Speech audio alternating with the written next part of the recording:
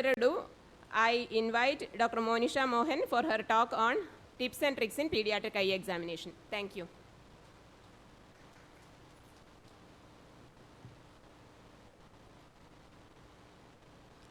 Good morning, everyone.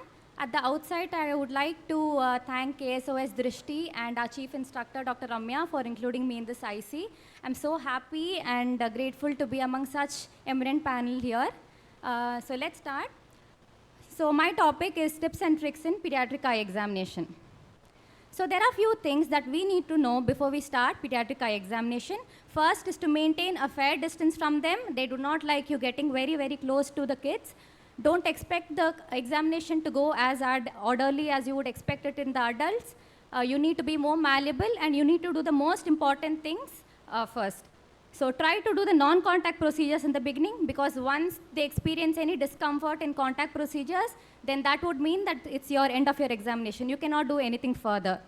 So when you allow the children in your OPD, allow them to move freely in the OPD, and when you want to examine them, then you make them sit on the examination chair. So till then you can grab some history while they're moving around. So how to strike a conversation? Usually the patient is always right. So in our case, the kids and the parents are usually right.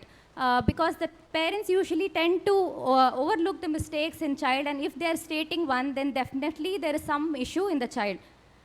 Friendship is established in the waiting room. Try to make them that they are the most important people in the room. Try to make it kid-friendly and have a lot of toys and books in your waiting room. Provide them with a lot of stickers, cartoons, and toys to help them in their examination. Try to find out what their favorite cartoon is. Try to find out what they like to be called. Call them out frequently. So this will help them in a feeling of belonging and a familiarity with them.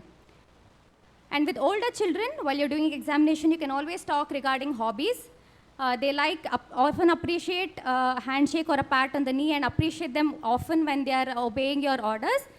So if the child is too cranky, or you identify any child who is mentally disabled, you always examine them first yourself instead of getting them examined by an optometrist.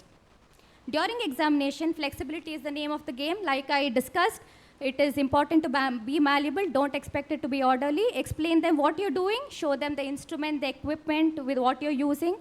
Try to be honest. Don't take them by surprise. Then they will not adhere to your orders anymore.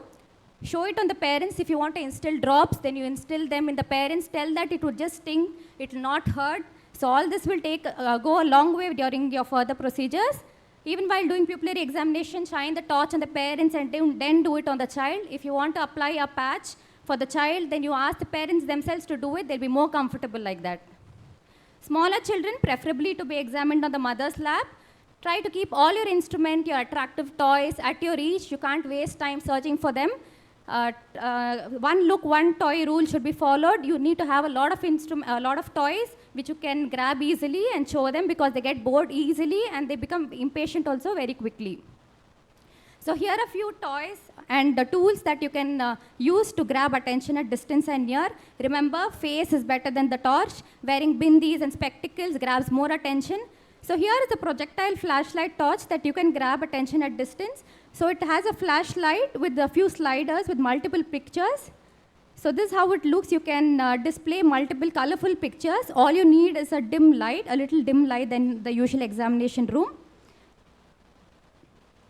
For fixation stick, for near fixation, we commonly use the Lang fixation stick. So now kids are so smart, they just tell it in a jiffy. You would have hardly started your examination. So for such procedures, you can always ask them the details of the picture, like the car, the color, the number of wheels, the number of legs the elephant has, and so on and so forth. Try to avoid apron during your examination. Now for extraocular movements, I think finger puppets do a very, very good job. So here is a display of it. And the ease of fixing them at different fingers and flipping them while you're examining is very, very convenient with finger puppets. Now cell phones again can be used to show cartoons, but then make sure you tell the patient that you cannot use them at home to engage the child. Coming to anterior segment examination, we know that the ophthalmic unit chair is not same for the children and the other, it's the same for the children and the adults. So the height is an issue usually. So, but bottom line, you need to make sure that they're comfortable and they reach the height of the slit lamp. Now, for that, you can either make them stand on the footrest, you can make them kneel on the unit chair, or also add an additional seat on the unit chair. Try to see that they reach the height of the slit lamp, and you always have an assistant standing by. Now, since the COVID times, we have this protective shield that always comes with the slit lamp. Now, we can use this to our advantage by sticking stickers on either side. This is definitely better than using light or the torch, so you can always ask them to tell the details of the picture while examining them. A handheld or a portable slit lamp is a reasonable alternative, especially for children who are younger than 1 year or 1.5 years, and even for anxious and scared children if they are not cooperative on the normal slit lamp. However, information that we gather out of here is less detailed due to lesser resolution, and they're quite unstable in the hands. And also, you need to go very close to the child while doing this, so most of the kids don't like it. So coming to posterior segment examination, best is to use your 20D lenses with the indirect ophthalmoscope. This is quick, and you can not only see the posterior segment, you can also see the anterior segment, the lids, the lashes, because of the magnified view. Now, smaller babies can be held in this position where the arms are wrapped around the ear and above the head, and knees are held at the knee joint. Somehow, children are very, very comfortable in this position, and they do not pose any kind of strain in any part of the body. So you can have something interesting up on the roof, like stars on the roof. So they can have a fixation there. You can always sing songs and make noises to keep them distracted. You can also do this while the child is sleeping. Sending the parents out, especially the mothers, in case you plan to put a speculum, is a good idea. And in older children, definitely with the 20D lens, we can get a very quick view. Now, being persistent is very, very important. Involving multiple strategies to get your pediatric examination right is very important. Not only that you get information out of the child, the parents themselves will find the effort from your side, and they appreciate it. Now, staying positive and having fun throughout the examination is important.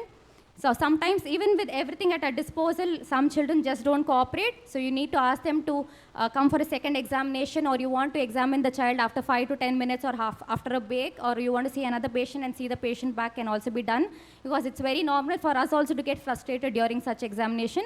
Now, never hesitate to do any examination under anesthesia or sedation. We can always take this as an opportunity to conduct other examination as well for a thorough workup. Thank you.